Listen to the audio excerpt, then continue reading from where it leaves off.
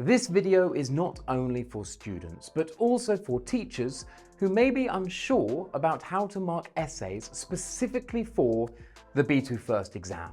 I get emails all the time asking me to check through people's essays, and I'm a busy man. I'm the CEO of Smash English, and I don't have all the time in the world to check through every essay that I receive. So this video exists to take you through the process of marking a B2 First essay, helping you look out for those things that you should be looking out for.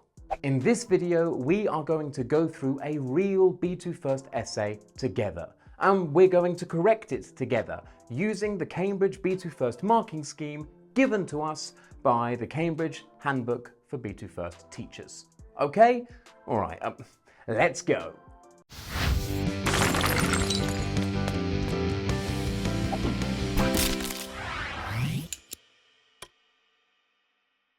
Let us first read this B2 First essay together. I'm not going to show you the question yet, and it will become clear why in a moment.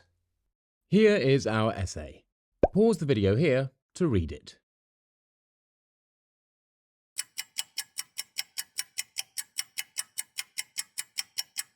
Now, we have 4 criteria to mark: content, communicative achievement, organisation, and language. Each of these criteria is given a score from 0 to 5. Let's begin by looking at content. To get a 5 in content, all content must be relevant to the task, and the target reader must be fully informed. Remember, content is all about how informed we are and whether all the information contained in the text is relevant to this specific essay. The best way to think about whether we are informed or not is whether we can understand what the topic is, whether we can understand what the question is, whether we can understand what the 2 given prompts are, whether we can understand what the student's own idea is, and whether we can identify what the student's opinion is. We should be able to do all of these things without even seeing the question. If we cannot do that, then this student is not going to get a 5 for content. So, let's go through this essay together and see if we can understand these 6 things. Then we will compare what we discover with the question. And if these things align perfectly, then, well, we've got a very good essay in terms of content. Let's start with the essay topic. What is the topic? The topic is family. That's easy enough. What about the question?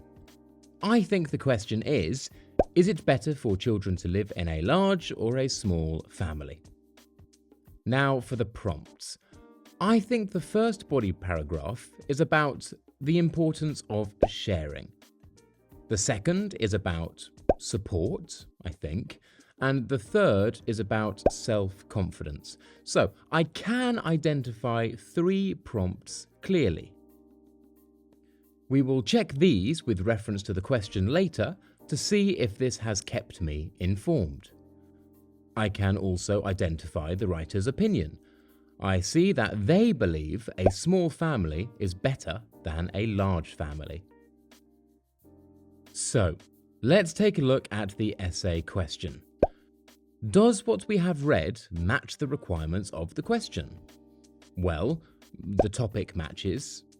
Good. The question matches. Good. However, we have a problem with the prompts. I cannot see the prompt company being dealt with directly. This is a problem, and because of this, irrespective of how fantastic the essay may be, I cannot award full marks for content, as I'm not fully informed. I suppose we could, in a way, link sharing or support to company. However, this has not been made clear enough by the writer. Now we need to check to see if there is anything irrelevant in the text. Oh, and this is an important point to remember. A B2 first essay is supposed to be between 140 and 190 words long. But please remember when you are marking an essay that this is just a guideline. If the essay is fewer than 140 words long, then it's very unlikely that the target reader will be adequately informed, simply because there aren't enough words to inform them. If the essay is more than 190 words long, then it becomes increasingly likely that the student will have included irrelevant information. If the student is able to write 250 words and everything is relevant and in line with what the task requires, then the student is not going to be penalized for writing that many words. So, all in all for content, I'm able to identify the topic, I'm able to identify the question. The student did not include the prompt company, at least not in a way that was clear enough for me to identify, so I can clearly identify the student's opinion. So all of that in mind, I would give this essay a 4 for content, and it is severely held back because they did not include both of the given prompts. So when you write your essays, make sure you do this. When you're marking essays, make sure you can identify the 2 given prompts in the question and the student's own idea. With that, let's move on to communicative achievement.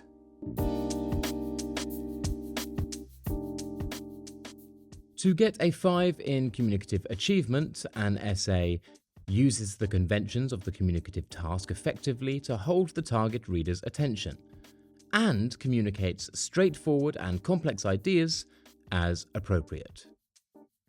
So, let us start with the conventions of the communicative task. This is about whether the essay looks like an essay. Is it structured like an essay? Does it have an introduction? Does it have body paragraphs? Does it have a conclusion? And do these paragraphs function as they should? Does the introduction introduce the topic, pose the question, and introduce what to expect in the essay? Do the body paragraphs discuss each topic clearly? Is there a conclusion that summarizes the essay and states the opinion of the writer?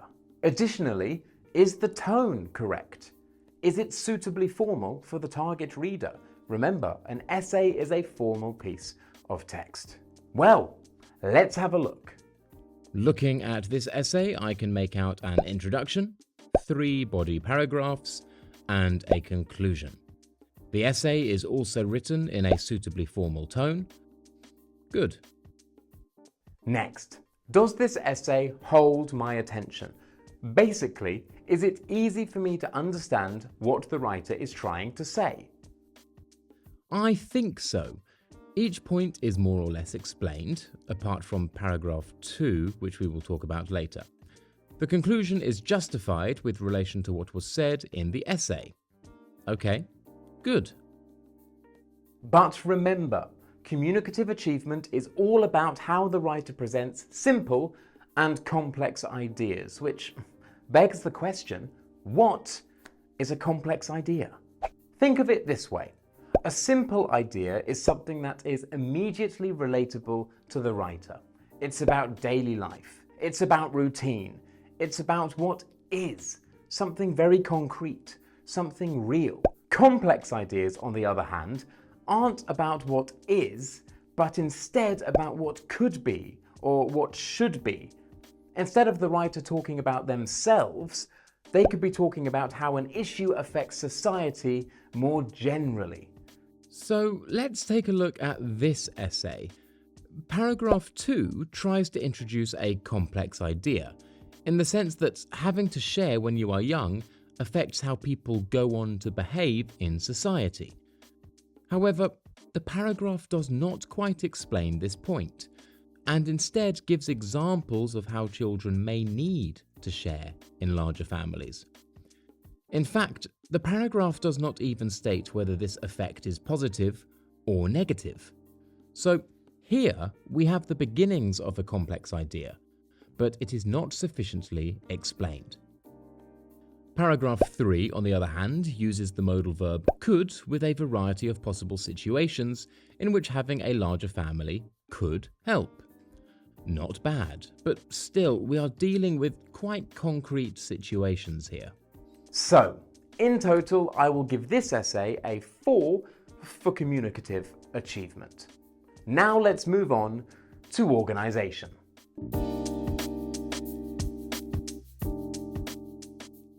To get a 5 in organisation, the text must be well organised and coherent.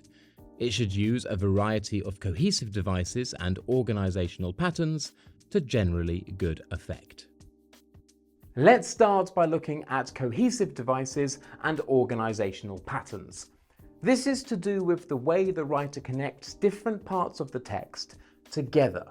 So this means focusing on how paragraphs are connected to each other, but also how the ideas within paragraphs are connected internally. When it comes to checking the cohesion between paragraphs, there's a very easy test that you can do. If you can reorder all of the paragraphs and it changes absolutely nothing, then, well, the essay is going to score very low for organisation. The most basic way that students tend to avoid this being possible is using linking expressions, such as firstly, secondly, and lastly in their 3 body paragraphs. I mean, this is the bare minimum that a student can do, but it does prevent the paragraphs from being reordered arbitrarily, so it's something. And something like this will score you around a 3, so it's better than nothing. So now let's focus on this essay. Let's see what this student has done to connect their paragraphs together. The first body paragraph begins with firstly. As I said before, this is a very basic cohesive device, but it's definitely not bad. Also, to get a 5, we need to have a variety of cohesive devices. So using firstly is not going to stop the writer from obtaining higher marks. The second body paragraph is in agreement with our first body paragraph and uses a not only but also inversion to restate what was stated in body paragraph 1 and to introduce the new point of body paragraph 2. This is a very good use of a cohesive device. The third body paragraph then contrasts what was said in the previous 2 paragraphs with "in spite of the above." And lastly, the conclusion restates all topics discussed in the previous paragraphs and then gives the writer's opinion. This text definitely uses a variety of cohesive devices. Very good. So, we have established that the text builds cohesion between the paragraphs. Now let's look at how the text builds cohesion within the paragraphs. We have basic linking expressions like but, indeed, and therefore. Additionally, there is repetition in paragraph 2. Same parents, same houses, same toys. This is done in a group of 3 and would actually be considered an organisational pattern. So, what would I give this essay for organisation? Well, I'm going to be very generous here. I'm going to give the student a 5. And finally, let's look at language. This is often where students put the most emphasis, but remember, it's only 25% of the total. Let's look at the marking scheme. To get a 5 in language, an essay will use a range of vocabulary, including less common lexis, appropriately. It will use a range of simple and complex grammatical forms with control and flexibility. Occasional errors may be present, but they will not impede communication. Let me quickly draw your attention to the last criteria. Errors may be present, but do not impede communication. This is really important. This is not only necessary to score a 5, but it's also necessary to score a 3, and a 3 is a pass. Basically, if the student is committing errors that in some way prevent me from understanding what they're trying to say, then yeah, we've got big problems in the language department. If you're a student and you are practicing essay writing, this is my advice to you. Write your essay put it aside for 2 or 3 days and then come back to it and make sure you can understand what you wanted to say. If you can't, then When it comes to this essay, thankfully, I can understand everything the student is trying to communicate. So that's good. Now let's take a look at the use of vocabulary within the essay. We have a good range of vocabulary here, such as evergreen, coexist, break up, self-confidence, and insecure. However, break up isn't quite used appropriately. We cannot say break up a love relationship. No. Some other vocabulary is a bit inappropriate also, such as mental energy or cares. However, these at no point inhibit my understanding. They do not impede the ideas that the writer is trying to communicate. And now for the grammar.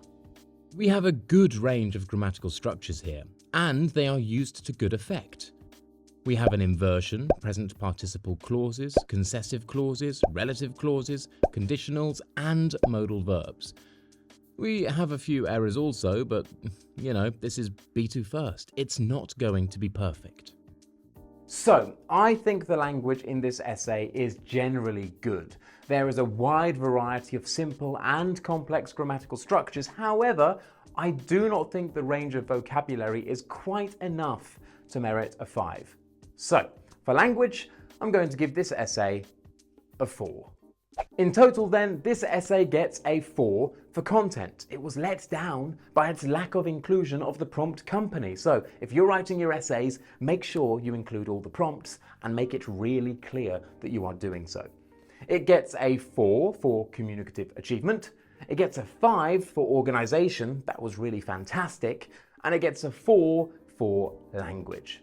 All in all, it's a really good B2 first essay. And there we have it. These are the things that I'm thinking about when I'm marking a B2 first essay using the Cambridge marking scheme. I hope this was helpful, and if you liked the video, don't forget to smash that like button, subscribe if you haven't already, leave a comment down below. My name is Toby, and this was Smash English.